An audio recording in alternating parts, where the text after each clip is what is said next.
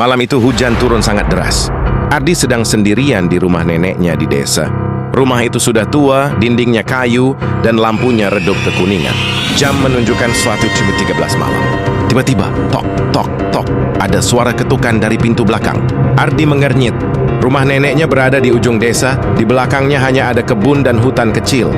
Tidak mungkin ada orang bertamu tengah malam. Ia mencoba mengabaikannya. Namun beberapa detik kemudian, tok, tok, tok, ketukannya lebih keras.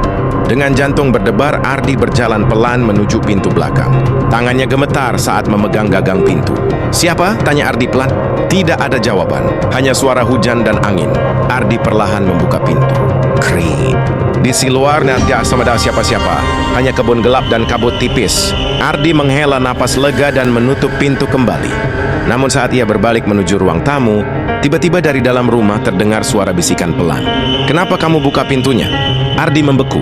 Suara itu berasal dari belakangnya. Perlahan ia menoleh dan melihat sepasang kaki pucat menggantung dari langit-langit tepat di atas pintu. Lalu sesuatu berbisik lagi tepat di dekat telinganya, "Sekarang aku sudah masuk, hantu."